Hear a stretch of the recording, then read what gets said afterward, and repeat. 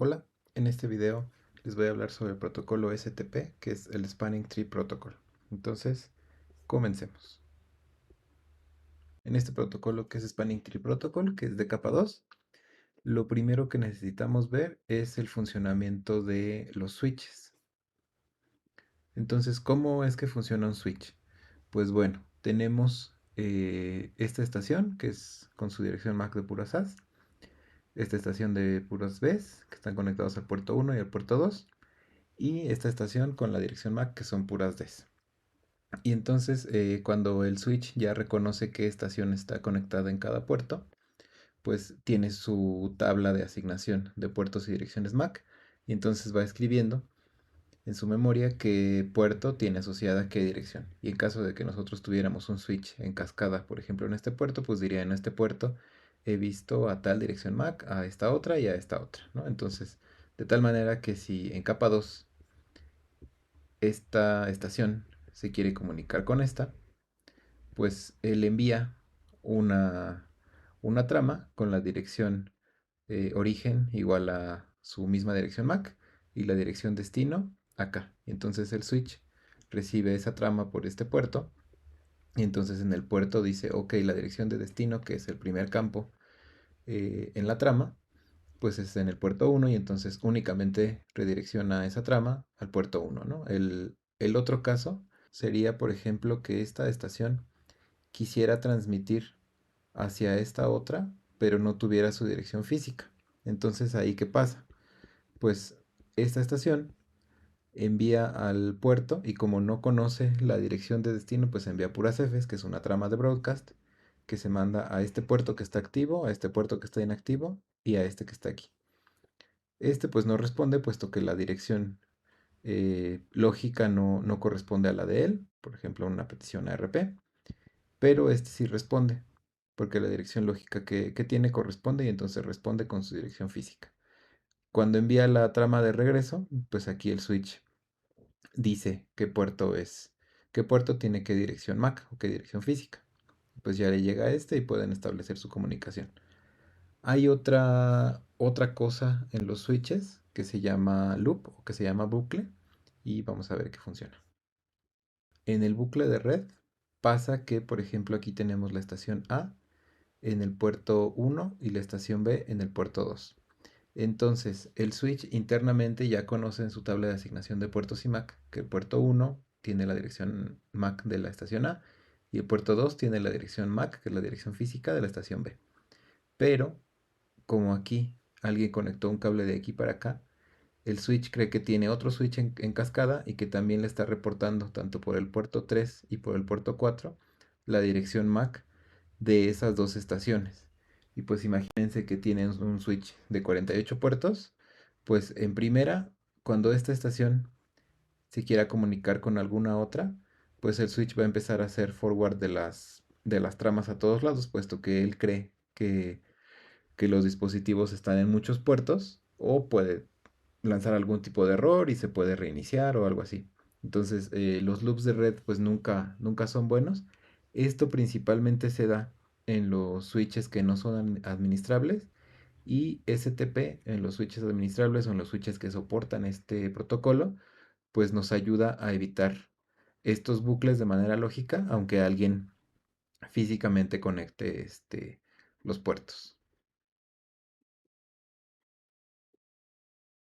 Y entonces ya entrando en el protocolo, bueno, pues este protocolo funciona en la capa 2 del modelo OSI. Nos evita bucles en los enlaces de red redundantes porque puedo yo tener una conexión entre switches de manera redundante, en la cual pues tengo más de un enlace, ¿no? Opera transparente a los dispositivos de red. Realmente nosotros en las estaciones no tenemos que hacer nada, es un protocolo que se da entre los mismos switches. Y en nuestro caso, los switches descubren la topología y crean el árbol de conexiones. Pero toda esta inteligencia adicional requiere que los switches soporten el protocolo STP. Entonces, en algún lugar en la hoja de datos debe de decir que nuestro switch soporta el protocolo STP.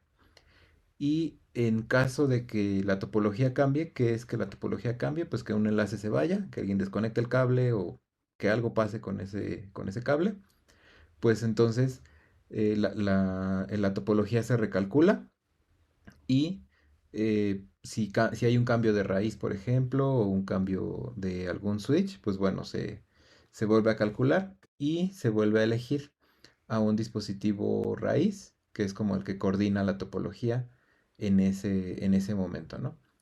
Cada uno de los puertos de red tiene un identificador y un costo, y los puertos pueden tener dos estados, ya sea activos o en espera, que es standby.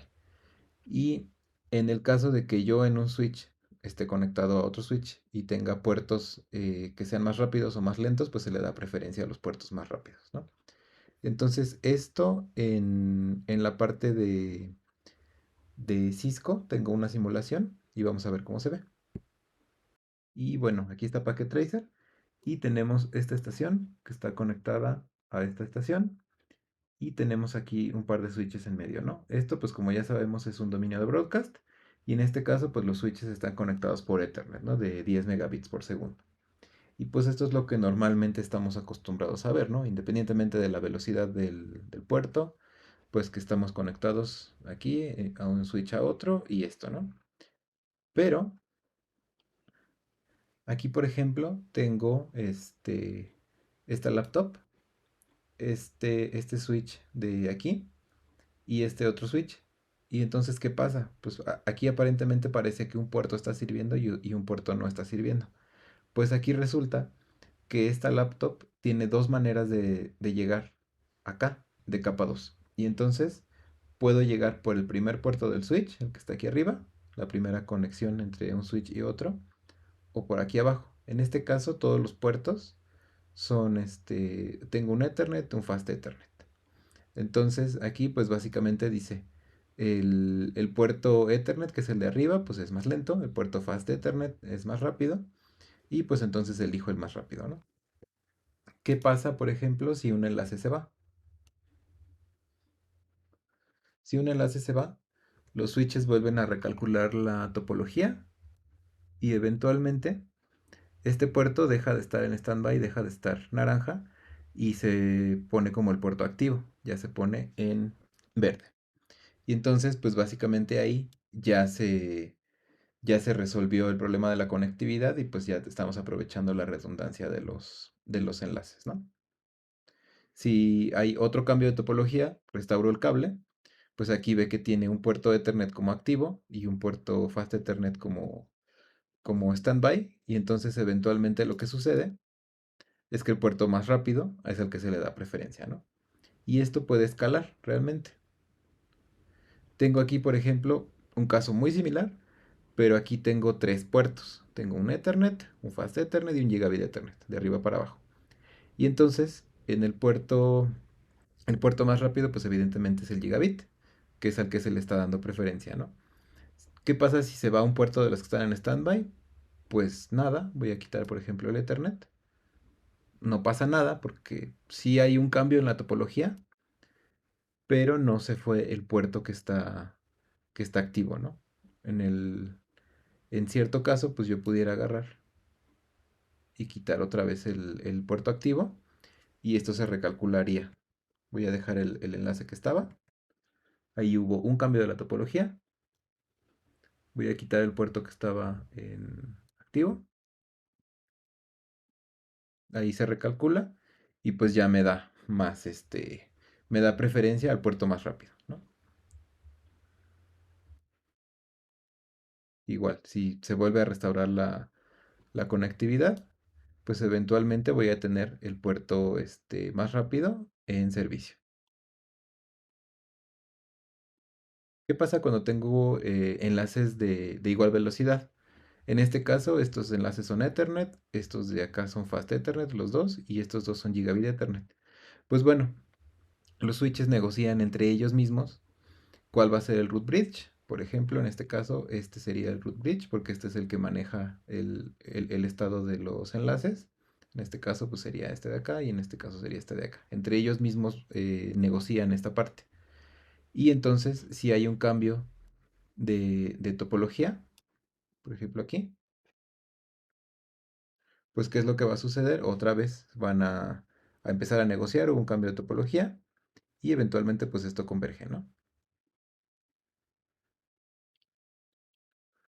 ¿Qué pasa si tenemos más de un camino para llegar? Las topologías que habíamos visto, pues son dos switches, ¿no? Dos switches conectados con diferentes niveles o diferentes números de cables entre sí, pero siguen siendo dos switches. Entonces, pues la topología es, solo puedes llegar aquí y hay tres caminos para llegar. ¿Qué pasa si la topología es más complicada? Por ejemplo, aquí son tres switches con un cable que conecta cada uno. Y entonces, de esta estación a esta estación, pues realmente hay dos caminos, ¿no? Ya sea yéndose por acá, por estos dos, o yéndose por este camino. Ojo que aquí no digo camino más corto, porque esto es nivel de capa 2. Entonces nada más es irse por este switch y luego por este otro, o irse por este cable. Entonces pues el camino más corto pues es irse por este cable, pero por ejemplo para llegar de aquí hacia acá, pues yo también tengo dos caminos, ¿no? Puedo ir por este, por este, por este, o en este caso pues pudiera ser nada más dar un salto. Pero aquí sucede que este puerto de aquí está en standby.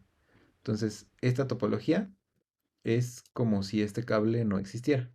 Es como si estuvieran conectados así. Entonces, cualquier cable que aparezca como standby es un cable que no se va a tomar en cuenta y que pues para efectos prácticos está desconectado. Esto como escala en topologías más complejas o más redundantes. Por ejemplo aquí, n igual a 2, tenemos dos cables entre cada uno de los switches y pues aquí tenemos que estos dos están en standby. Estos dos es como si ni siquiera existieran, este y este. Este de acá tenemos un activo y un standby, y un activo y un standby. Podemos ver cuál es el que está en standby porque tienen estos círculos naranjas. Entonces, esta topología que tengo aquí es básicamente lo mismo que si yo quitara todos estos cables. Y entonces solamente se quedan los puertos que están marcados como activos. Todos los demás, para efectos prácticos, es como si no estuvieran conectados.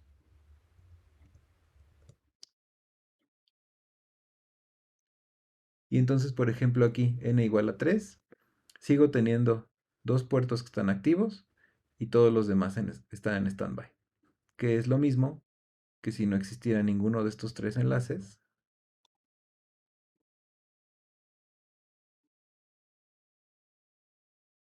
es lo mismo que si estuviéramos así.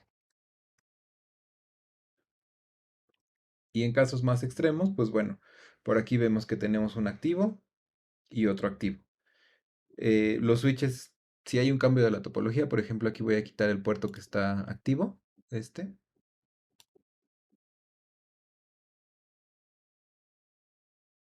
Ahí pues hay un cambio de la topología y eventualmente tendremos otro puerto activo.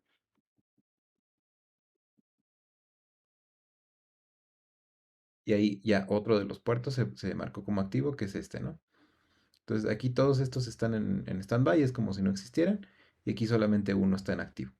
Y entonces aquí, en este momento, la topología es como si solamente tuviéramos este de aquí, este se va, se va, se va, y todos estos se van. Esa es la topología que está hasta ahorita. Y entonces esto a nivel de las tramas que hacen que se pongan de acuerdo a los switches, ¿cómo es que se ve? Este es Wireshark y aquí hay una captura del protocolo STP. Y aquí lo que yo puedo ver, pues bueno, es cuál es el protocolo, cuál es la longitud del paquete, la información, cuál es la dirección MAC de origen y cuál es la dirección MAC de destino, puesto que recordemos que este es un protocolo de capa 2. Entonces, aquí tengo la dirección MAC de origen, que pues en todas es el mismo equipo Cisco. La dirección de destino, que es curioso, si vemos la información de capa 2, es Destination Spanning Tree for Bridges. Y entonces viene esta dirección 0180C2 0000. Es una dirección reservada para el protocolo STP, ¿no? Y entonces aquí nos dice alguna información adicional. En la capa de LLC, pues bueno, hay algunos campos de control. Y aquí nos reconoce que es de protocolo de Spanning Tree y nos viene el identificador del protocolo, la versión, cuál es el identificador del root bridge, cuál es el identificador de este bridge y cuál es su costo. Por ejemplo, aquí viene costo igual a 4 y el puerto, el identificador del puerto. El identificador del puerto y el costo. Y entonces, pues normalmente se busca, los switches se ponen de acuerdo con estos valores para establecer la ruta y dejar una topología que sea equivalente y todos los demás puertos se quedarán en standby. Y bueno, en este video vimos cuáles son las ventajas del protocolo STP, que básicamente es para tener enlaces redundantes, pero sin bucles de red. Recuerden que para que tengamos nosotros implementado este protocolo requerimos switches que tengan la lógica necesaria para procesar este protocolo, que se puedan poner de acuerdo entre sí. Si nosotros tenemos switches no administrables, pues hay que revisar en su hoja de datos que sí sean compatibles con STP. La gran mayoría de los switches administrables son compatibles con STP, entonces no deberían tener problema. Y bueno, si tienen alguna duda, ya saben que pueden mandarme un mensaje y espero les haya gustado. Nos vemos en la próxima. Adiós.